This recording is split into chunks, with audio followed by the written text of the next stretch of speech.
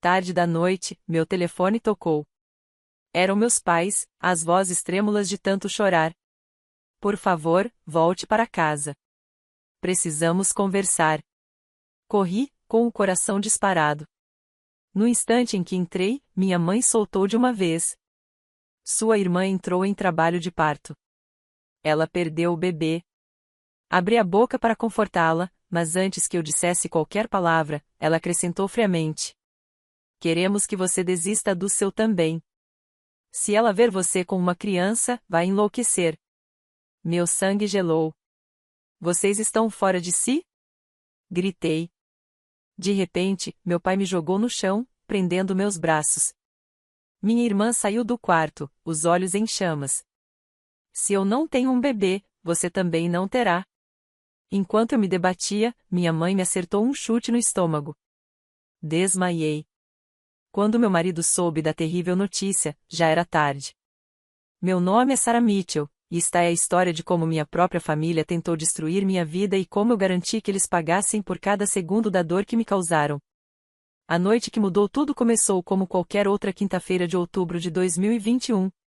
Eu e meu marido, Marcos, estávamos nos acomodando para dormir. Minha barriga de 7 meses de gravidez tornava difícil encontrar uma posição confortável no sofá. Estávamos casados havia 3 anos, juntos há 6. E este bebê era o nosso milagre, depois de 2 anos de tentativas. Aos 28, eu finalmente sentia que minha vida estava se encaixando, uma carreira de sucesso em marketing, um marido amoroso, uma bela casa nos arredores de Denver e o nosso primeiro filho a caminho. O telefone tocou às 23h47. Lembro-me exatamente do horário porque Marcos pausou a série da Netflix que assistíamos para olhar o relógio, irritado com a ligação tão tarde. Quando vi mamãe no identificador, meu coração disparou. Ligações noturnas da família nunca traziam boas notícias. Sarah. A voz da minha mãe estava quebrada, quase um sussurro. Ao fundo, dava para ouvir os soluços abafados do meu pai. Por favor, querida, você precisa vir agora. Precisamos conversar. É sobre a Jennifer. Jennifer era minha irmã mais velha, 4 anos à minha frente, casada com David, o namorado da faculdade, havia 5 anos. Eles tentavam ter um bebê quase pelo mesmo tempo que eu e Marcos. A diferença é que ela já havia sofrido 3 abortos em 2 anos, cada um a devastando mais do que o anterior. Apesar da nossa relação complicada, Jennifer sempre fora a filha perfeita, a menina de ouro que nunca errava. Eu realmente sentia sua dor com a infertilidade. O que aconteceu? Ela está bem? Perguntei, já me esforçando para me levantar do sofá. Marcos correu para me ajudar, a preocupação estampada no rosto. Por favor, só venha, Sarah. Não dá para falar isso pelo telefone. Dirija com cuidado, tá? Mas venha rápido. A viagem de 30 minutos até minha antiga casa em Lakewood pareceu uma eternidade. Marcos insistiu em dirigir, e de vez em quando apertava minha mão para me tranquilizar. A noite de outubro estava fria, e as ruas conhecidas da minha cidade natal pareciam diferentes, mais sombrias sob a luz fraca dos postes. A casa dos meus pais ficava no mesmo cul-de-sac tranquilo, a mesma colonial de 2 andares onde eu e Jennifer crescemos. Todas as luzes estavam acesas, o que me pareceu estranho de imediato. Meu pai, Robert, sempre fora obcecado em economizar energia. O carro de David estava na garagem, ao lado dos veículos dos meus pais, mas não vi o Honda Accord prateado de Jennifer. Minha mãe abriu a porta antes mesmo de batermos. Patricia Morrison sempre fora uma mulher elegante, mas naquela noite parecia envelhecida por anos. O cabelo loiro, sempre impecavelmente arrumado, caía sem vida pelos ombros, e os olhos estavam vermelhos e inchados de tanto chorar. Assim que me viu, ela me puxou para um abraço apertado. Ah, é Sarah, graças a Deus que você veio, sussurrou no meu ombro. É horrível, simplesmente horrível. Meu pai apareceu no corredor atrás dela, com a mesma expressão devastada. Robert Morrison era um sargento de polícia aposentado, um homem que eu nunca tinha visto demonstrar muita emoção além de uma irritação passageira na época do imposto. Aquela noite, porém, lágrimas corriam livremente por suas bochechas marcadas pelo tempo. Onde está a Jennifer? Perguntei quando fomos para a sala. David estava sentado na beirada da poltrona reclinável, com a cabeça entre as mãos. Levantou os olhos quando entramos, e fiquei chocada com o aspecto dele. David sempre tivera aquele ar certinho, o típico garoto americano que os pais sonham que suas filhas vão casar. Esta noite ele parecia não ter dormido há dias. Ela está no hospital, disse minha mãe, a voz se partindo de novo. Sarah, querida, a Jennifer entrou em trabalho de parto hoje. Chegou às 34 semanas desta vez, mas não conseguiu, ela não terminou a frase. Meu coração afundou. Depois de 3 abortos espontâneos precoces, Jennifer finalmente tinha passado das 20 semanas. Tínhamos sido tão esperançosos, tão cuidadosos para não dar azar. Eu ia fazer um chá de bebê para ela no próximo mês. O bebê não resistiu, disse David, em voz baixa. Nós o perdemos. Perdemos o nosso filho. Senti as lágrimas brotarem nos olhos na hora. Apesar da nossa relação complicada, Jennifer era minha irmã, e eu sabia o quanto ela desejava aquele bebê. Meu Deus, David, sinto muito. A Jennifer está bem? Quero dizer, fisicamente. Fisicamente ela vai ficar bem, disse meu pai. Mas emocionalmente. Sarah, ela não está reagindo bem de jeito nenhum. Os médicos precisaram sedá-la. Ela está inconsolável. Sentei-me, com a barriga grávida atrapalhando o movimento. Claro que ela está inconsolável. Perdeu o bebê. O que podemos fazer? Como vamos ajudá-la a passar por isso? O ambiente ficou em silêncio. Minha mãe, meu pai e David trocaram olhares que eu não conseguia interpretar. Havia algo mais acontecendo ali, algo que não me contavam. Sarah, minha mãe disse por fim, sentando-se em frente a mim. As mãos tremiam enquanto as entrelaçava. Jennifer, quando acordou depois do parto, ela viu uma outra mulher na ala da maternidade. Uma mulher da sua idade, que segurava o próprio bebê nos braços. Assenti, sem entender aonde aquilo ia dar, mas senti um arrepio percorrer a coluna. Ela teve o que os médicos chamaram de surto psicótico, continuou David. Ficou obcecada com a ideia de que não era justo, que outras mulheres podiam ficar com seus bebês enquanto o dela morreu. Ficou perguntando por que Deus a puniria e não puniria as outras. Isso é luto, disse eu, devagar. Faz parte do processo de luto, não é? A fase da raiva. Meu pai pigarreou. Sarah, quando dissemos que íamos te ligar para contar o que aconteceu, ela reagiu com violência. Ameaçou uma enfermeira que tentava acalmá-la. Ficava gritando que não era justo que você pudesse ter um bebê quando ela não pôde. Meu sangue virou gelo nas veias. O que você está querendo dizer? Minha mãe inclinou-se para a frente, pela primeira vez na vida, vi algo em seus olhos que me apavorou. Não era apenas dor ou preocupação. Era cálculo. Sarah, nós estamos pensando sobre isso a noite toda, disse ela. Jennifer não vai conseguir suportar te ver com um bebê.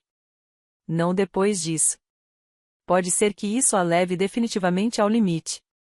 Então o quê? Perguntei. Você quer que eu evite as reuniões de família até ela se recuperar? Eu aceitaria isso. Seria difícil, com as festas chegando, mas se ajudasse o estado mental da Jennifer, eu faria esse sacrifício. Não, querida, minha mãe falou, com voz baixa.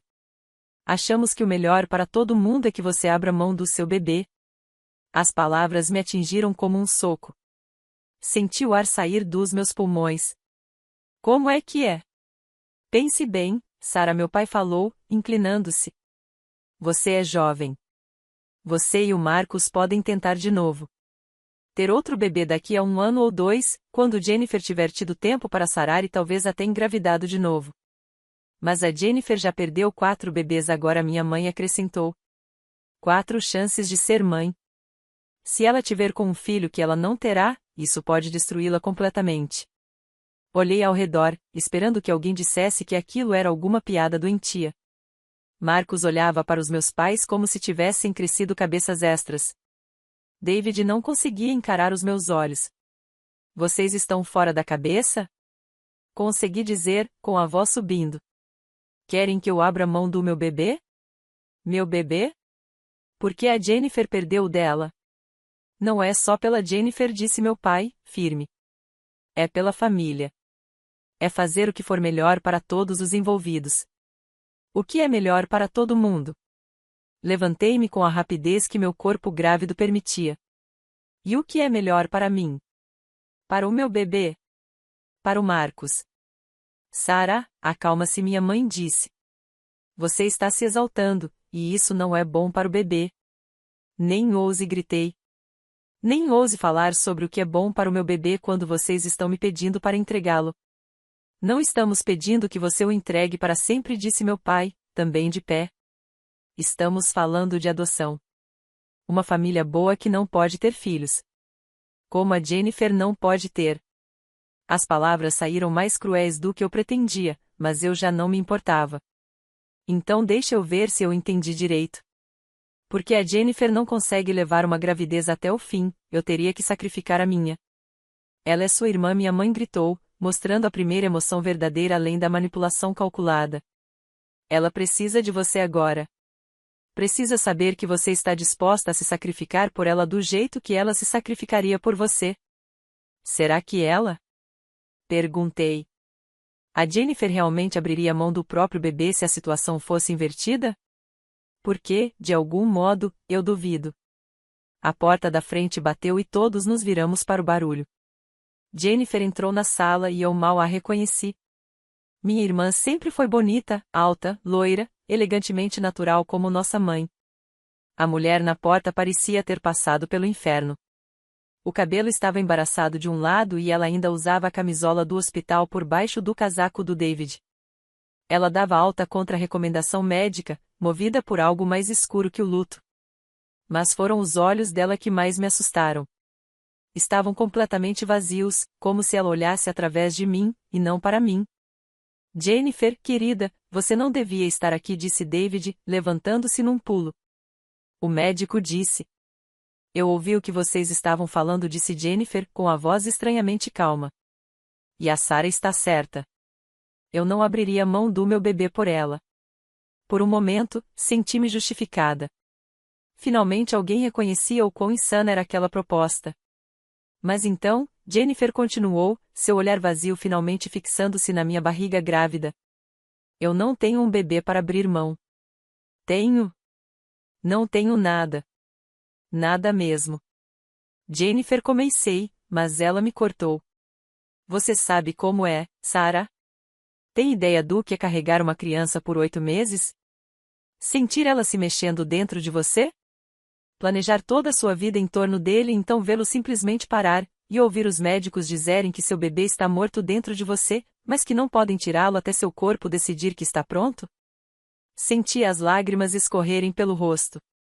Jennifer, não consigo imaginar a dor que você está sentindo agora. Sinto muito pela sua perda. Isso não significa, ela interrompeu, a voz subindo. Significa o quê? Que você também deva sentir essa dor? Por que não, Sarah? Porque você tem o direito de ser feliz quando eu estou destruída? Porque você pode ter tudo quando eu não tenho nada? Porque a vida não funciona assim, gritei de volta. Coisas ruins acontecem com as pessoas, é horrível e injusto. Mas isso não significa que todo mundo tenha que sofrer também. Jennifer me encarou por um longo instante, e vi algo mudar em sua expressão. O vazio deu lugar a algo muito pior, ódio puro e desmedido. Se eu não tenho um bebê, ela disse, baixinho, então você também não terá. Antes que eu pudesse reagir, meu pai avançou e me derrubou no chão. O impacto tirou o ar de mim, e senti uma dor aguda atravessar minha barriga. Meu pai era um homem grande, ainda forte apesar de estar na casa dos 60, e me prendeu antes que eu sequer tentasse me debater. Pai, o que você está fazendo? Gritei, o pânico tomando conta do meu corpo. Sinto muito, Sarah, ele disse, e eu me surpreendi ao ver lágrimas nos olhos dele. Mas não podemos deixar você destruir sua irmã. Minha mãe apareceu ao lado dele e viu o pé dela vindo em direção ao meu estômago. O chute atingiu minhas costelas, espalhando ondas de agonia por todo o corpo. Tentei me encolher para proteger meu bebê, mas o peso do meu pai me segurava no chão. Para! A voz do Marcos parecia vir de muito longe. Sai da minha esposa. Alguém ligou para o 190. Outro chute da minha mãe, desta vez mais baixo, direto no meu abdômen. A dor era indescritível. Senti algo quente e úmido entre minhas pernas. Soube imediatamente que algo muito errado havia acontecido. Por favor, sussurrei, olhando para Jennifer, que observava a cena com satisfação fria. Por favor, não deixe que eles façam isso. O bebê? Por favor, eu te disse, Jennifer respondeu calmamente. Se eu não tenho um bebê, então você também não terá. O terceiro chute me lançou na escuridão. Acordei no hospital 3 dias depois. Marcos dormia numa cadeira ao lado do meu leito, a mão envolta na minha. No instante em que me mexi, ele despertou, com os olhos vermelhos e exaustos. Sarah. Graças a Deus você acordou. Como você se sente?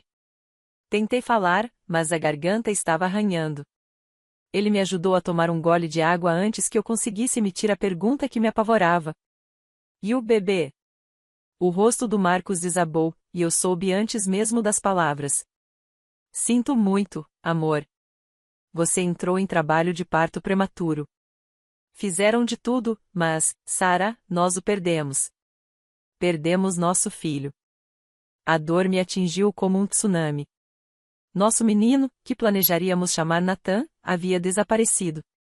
Não por alguma condição médica trágica ou acaso do destino, mas porque minha própria família o havia assassinado. Porque decidiram que a vida do meu filho valia menos que a estabilidade mental da minha irmã. Eles o mataram, eu sussurrei. Mataram nosso bebê. Eu sei, disse Marcos, a voz grossa de lágrimas. Sarah, eu chamei a polícia assim que te trouxe para o hospital. Seus pais e a Jennifer foram presos. Eles estão sendo acusados de agressão e homicídio fetal.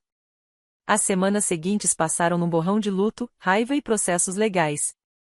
Meus pais conseguiram liberdade mediante fiança, e o advogado deles já começava a montar a versão dos fatos. Jennifer teve uma crise de saúde mental, todos agiram movidos pelo desespero e pelo luto.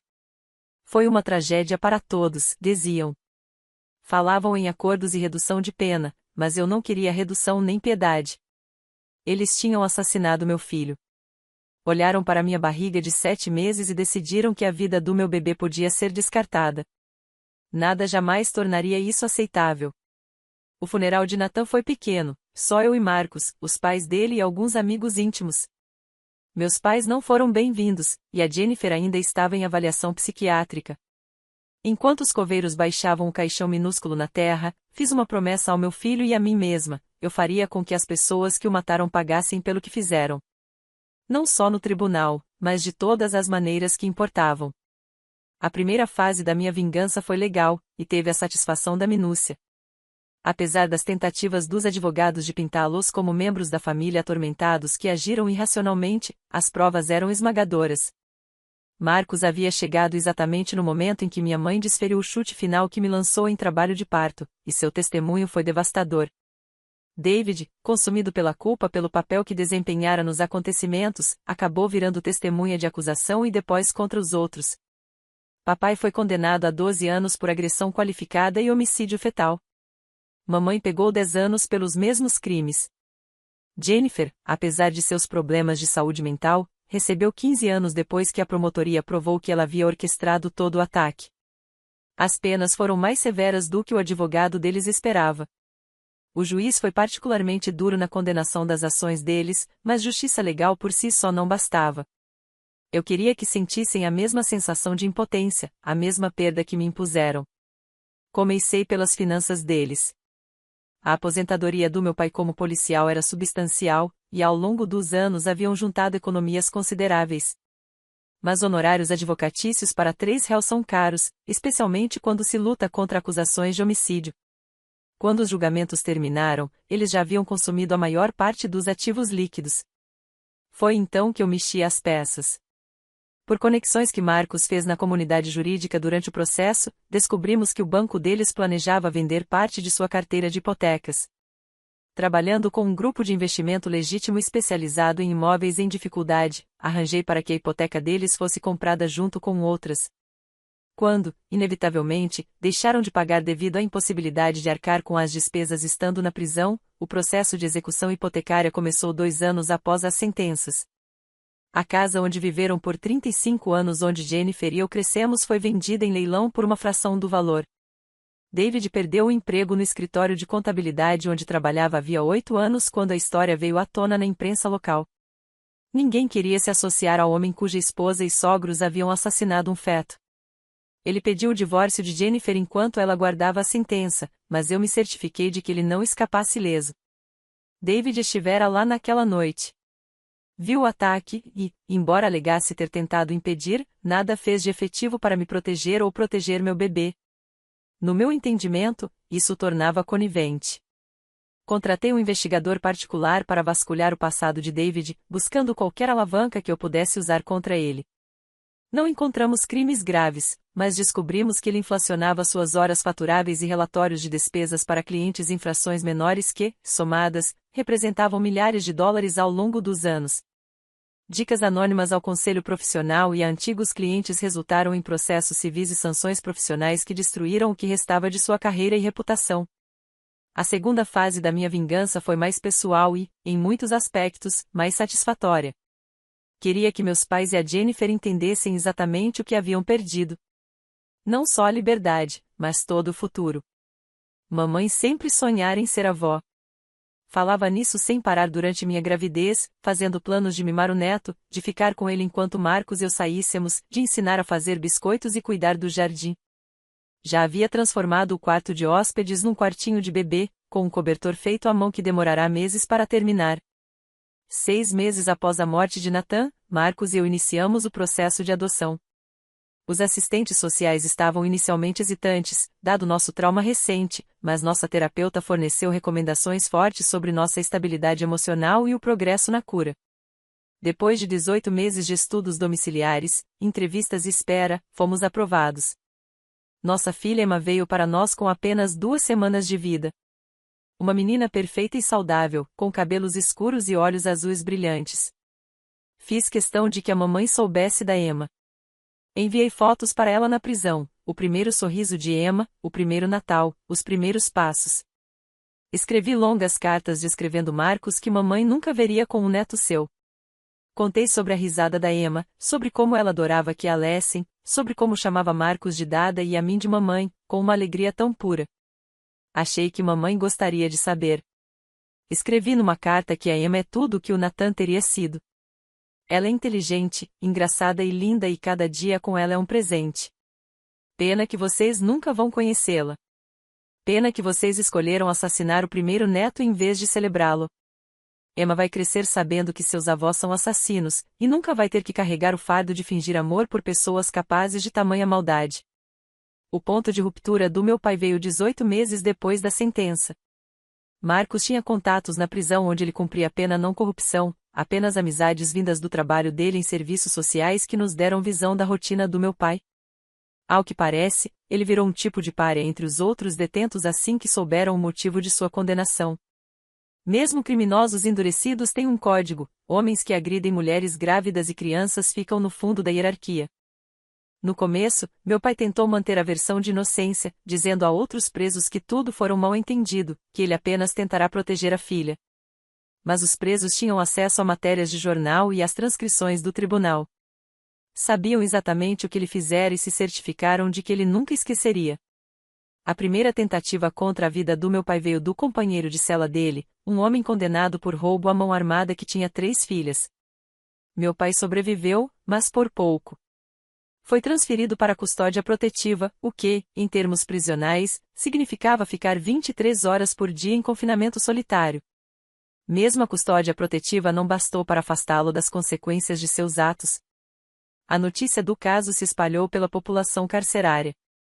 Crimes contra grávidas e crianças são considerados imperdoáveis na cultura prisional.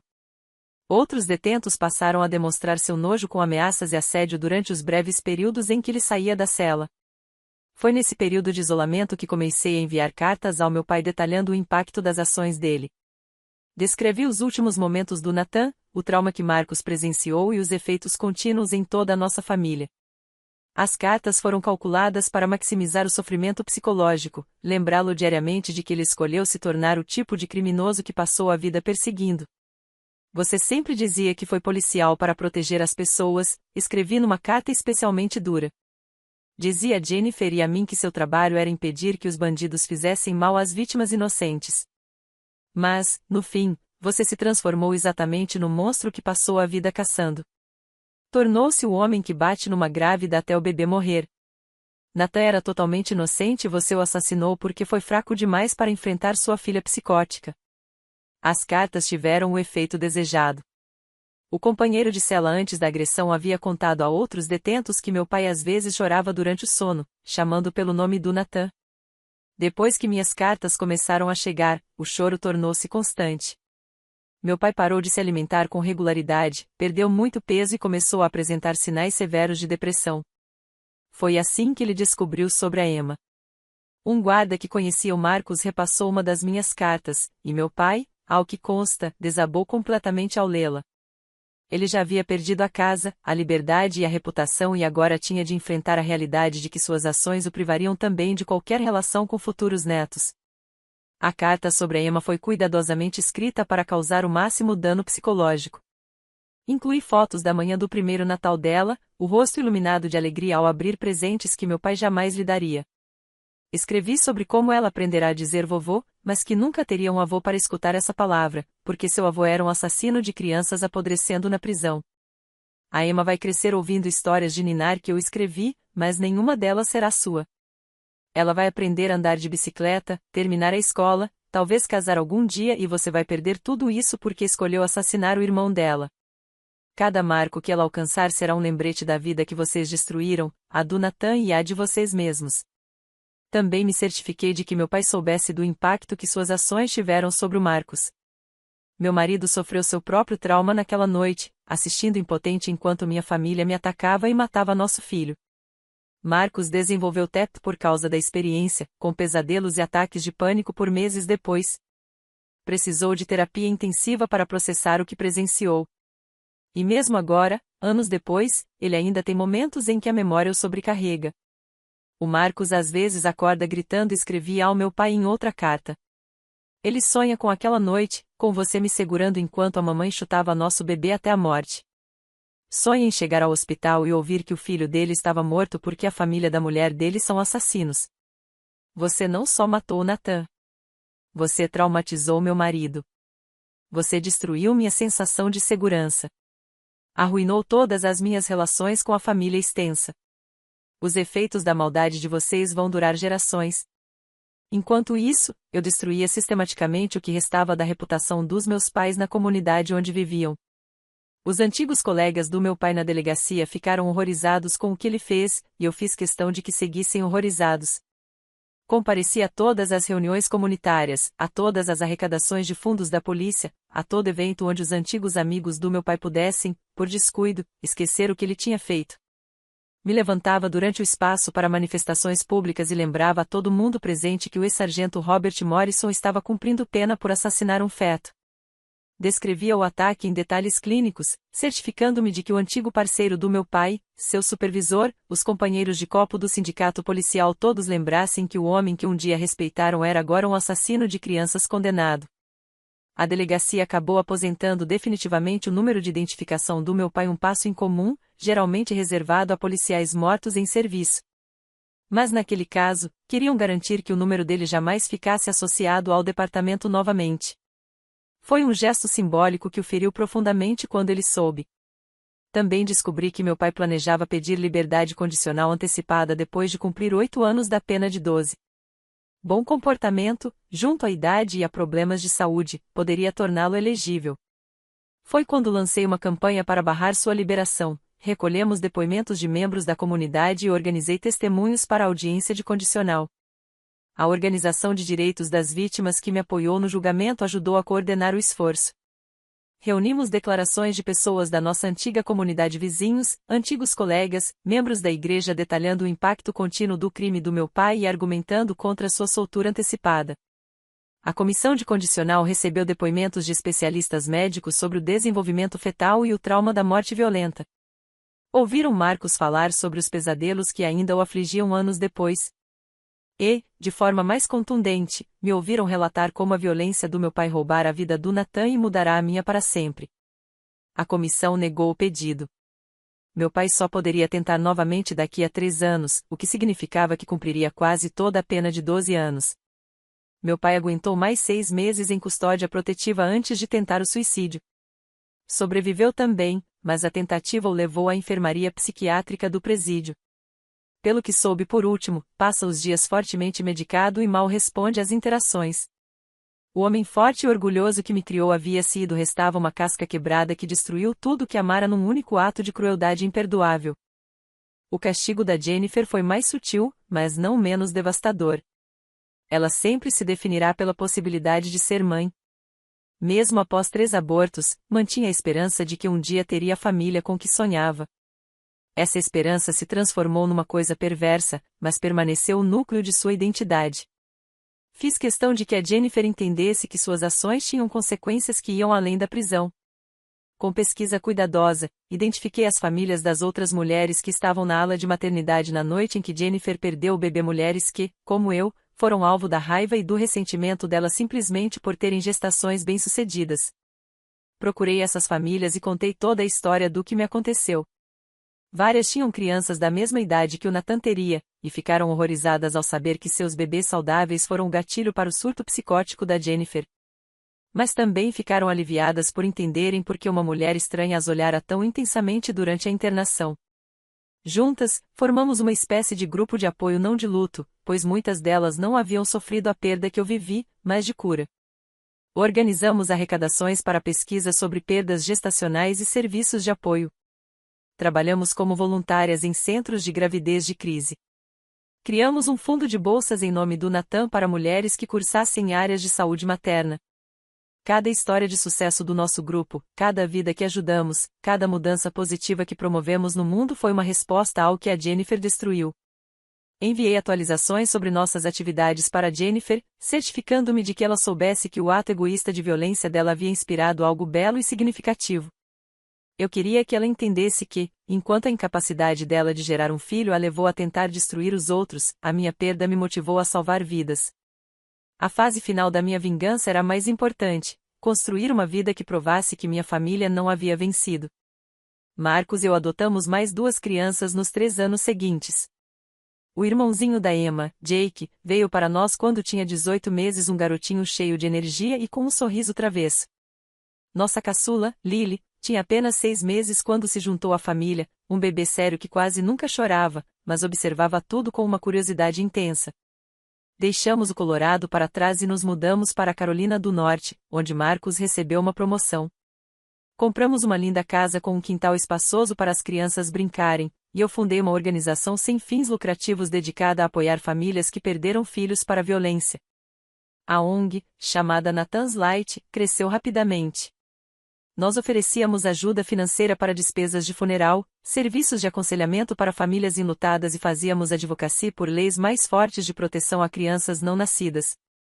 O trabalho era emocionalmente difícil, mas profundamente gratificante. Cada família que ajudávamos, cada vida tocada, era prova de que a breve existência de Nathan tinha importância. Eu fazia questão de que meus familiares presos soubessem de cada conquista. Enviava relatórios anuais detalhando quantas famílias havíamos ajudado, quanto dinheiro arrecadáramos, quantas leis havíamos influenciado. Eu queria que entendessem que a tentativa deles de me destruir acabou me inspirando a lutar contra o mesmo tipo de mal que haviam cometido. Mas a vingança mais doce era mais simples do que tudo isso: ver meus filhos crescerem felizes e saudáveis, cercados de amor e apoio de pessoas que nunca os machucariam. Era ler histórias para Emma antes de dormir e ver seu rosto se iluminar de imaginação. Era ensinar Jake a andar de bicicleta e comemorar quando finalmente conseguiu se equilibrar sozinho. Era segurar Lily em seus primeiros passos, suas mãozinhas gordinhas agarradas aos meus dedos em busca de apoio. Cada conquista, cada momento de alegria, cada dia de vida familiar normal era uma vitória sobre aqueles que tentaram me tirar tudo. Eles queriam que eu ficasse destruída, tão vazia e amarga quanto Jennifer havia se tornado. Em vez disso, construí uma vida cheia de mais amor do que eu jamais teria imaginado. As crianças sabem que são adotadas, sempre fomos honestos sobre isso. Também sabem que tem um irmão mais velho no céu, chamado Nathan, que teria amado muito cada um deles. O que ainda não sabem, e não saberão até serem adultos, é a história completa de como Nathan morreu. Não precisam carregar esse peso agora. Mas um dia, quando forem mais velhos, contarei a verdade. Explicarei que existem pessoas capazes de coisas terríveis, até mesmo aquelas que deveriam amar você incondicionalmente. Vou ensiná-los que laços de sangue não garantem lealdade ou amor e que, muitas vezes, a família que você escolhe é mais forte do que a família em que nasceu. O mais importante, direi a eles que, mesmo quando o pior acontece, mesmo quando pessoas em quem você confia o traem da forma mais horrível, ainda é possível construir uma vida que vale a pena. Ainda é possível encontrar amor, fazer a diferença e viver momentos de alegria. Jennifer foi solta há 2 anos, após cumprir 10 dos 15 anos de sua pena. Bom comportamento e tratamento contínuo de saúde mental lhe renderam liberdade condicional antecipada. Ouvi por ex-vizinhos que ela se mudou para um pequeno apartamento em outra cidade, trabalha meio período em um mercado e frequenta sessões de terapia obrigatórias. Nunca a vi, e não tenho intenção de vê-la. A ordem de restrição que consegui após sua soltura garante que ela não pode me contatar nem chegar perto da minha família. Mas sei que ela tem consciência de como minha vida se transformou. A ONG ganhou destaque regional, e já fui entrevistada por vários jornais e programas locais. Nossa história familiar, a versão suavizada, que foca em superação e não em vingança, foi publicada em diversas matérias sobre resiliência diante da tragédia. Jennifer sabe que eu não apenas sobrevivi ao que ela fez comigo, mas que usei isso como combustível para construir algo significativo. Ela sabe que sua tentativa de me destruir acabou me inspirando a ajudar centenas de famílias a encontrarem cura após a perda. E também sabe que, enquanto ela vive sozinha em um pequeno estúdio, tentando reconstruir a vida depois da prisão, eu estou cercada de filhos amorosos e realizando um trabalho que faz diferença real no mundo. Meu pai e minha mãe continuam presos. O estado mental dele nunca se recuperou após a tentativa de suicídio, e é provável que passe o resto da pena sob cuidados psiquiátricos. Já minha mãe saiu em liberdade condicional no ano passado, após cumprir 7 dos 10 anos de prisão. Ela se mudou para um pequeno apartamento em outro estado, trabalha meio período em uma loja e frequenta sessões de aconselhamento obrigatórias. A ordem de restrição que obtive garante que ela também não possa me contatar nem se aproximar da minha família. Não respondi a nenhuma das cartas que ela me enviou ao longo dos anos. No começo, foram tentativas de justificativa explicando o desespero que sentiam, como achavam que faziam o melhor pela família. Depois, quando a realidade da situação se estabeleceu, as cartas viraram pedidos de desculpas. Mais recentemente, ficaram cheias de prazerosos apelos, suplicando para que eu levasse as crianças para visitá-los, pedindo fotos, solicitando perdão. Eu não respondo porque não há mais nada a dizer. Eles fizeram a escolha naquela noite de outubro de 2021. Escolheram a doença mental da Jennifer em vez da vida do meu bebê. Escolheram a violência em vez da compaixão. Escolheram tornar-se o tipo de gente capaz de assassinar crianças inocentes. E esse não é o tipo de gente que eu quero na minha vida ou perto dos meus filhos. Minha mãe tentou entrar em contato por terceiros, vizinhos antigos, parentes distantes, até nosso ex-pastor. Cada tentativa encontrou a mesma resposta: não tenho interesse em reconciliação. As ordens de restrição continuam em vigor e assim permanecerão pelo resto da minha vida. Às vezes me perguntam se perdoei a minha família. É uma pergunta complicada, com uma resposta complicada. Eu os perdoei no sentido de que não passo os meus dias consumida pelo ódio e pela raiva. Superei a fúria que inicialmente motivou minha vingança. Construí uma vida voltada ao amor e à cura, em vez de punição e retribuição. Mas perdoar não significa esquecer. Não significa fingir que o que fizeram foi compreensível ou desculpável. Não significa reabrir a porta para que voltem à minha vida ou expor meus filhos a pessoas que provaram ser capazes de matar bebês. Perdoei-os o suficiente para parar de perseguir ativamente a vingança. Perdoei-os o suficiente para focar em construir, não em destruir. Mas não os perdoei o bastante para dar a eles acesso à família que tentaram destruir. Minha vingança foi completa no dia em que percebi que eu era genuinamente feliz de novo. Não feliz apesar do que me fizeram, mas feliz porque usei aquilo como combustível para me tornar uma pessoa melhor. Eles queriam me quebrar, reduzir-me ao nível de amargura e desespero deles. Em vez disso, empurraram-me, sem querer, a descobrir forças que eu nem sabia ter. A Emma tem 7 anos agora, uma aluna do primeiro ano brilhante, que adora livros, futebol e me ajudar a fazer biscoitos. O Jake tem 5, vai começar o jardim de infância no outono, cheio de perguntas sobre como tudo funciona. A Lily tem 3, uma pequena filósofa que faz observações surpreendentemente sagazes sobre o mundo. Eles me chamam de mamãe com a mesma alegria pura com que filhos biológicos chamam suas mães. Correm para mim e para o Marcos quando se machucam, quando têm medo, quando estão empolgados. Confiam em nós completamente para mantê-los seguros e amados. E nós nunca traímos essa confiança. Essa é a vitória definitiva sobre a minha família, provar que o amor é mais forte que o sangue. Que a família escolhida é mais poderosa que a família biológica, e que até a perda mais devastadora pode levar a uma alegria inesperada. Eles tentaram destruir meu futuro e, em vez disso, deram-me a motivação para construir um futuro melhor do que eu jamais poderia ter imaginado. O Nathan estará sempre no meu coração, e vou sempre lamentar a vida que ele poderia ter tido. Mas aprendi que luto e alegria podem coexistir. Que amar a criança que você perdeu não impede que você ame as crianças que encontra depois. Minha família tentou me ensinar que o amor é finito, que só há uma certa quantidade de felicidade. Eu aprendi o contrário, o amor se multiplica quando é compartilhado, quanto mais você dá, mais recebe. Há 3 anos eu era uma mulher quebrada que havia perdido tudo que importava. Hoje, estou cercada por crianças que me adoram, sou casada com um homem que moveria montanhas pela nossa família e faço um trabalho que honra a memória do meu filho enquanto ajuda outros a se curarem de tragédias semelhantes. As pessoas que tentaram me destruir cumprem pena na prisão com suas vidas arruinadas e futuros incertos.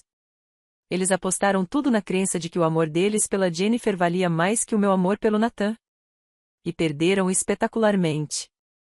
Essa é a natureza da vingança. Às vezes a melhor vingança não consiste em fazer os inimigos sofrerem, mas em provar que eles não conseguiram te fazer sofrer para sempre. Às vezes, a vitória mais doce é simplesmente recusar permitir que eles vençam.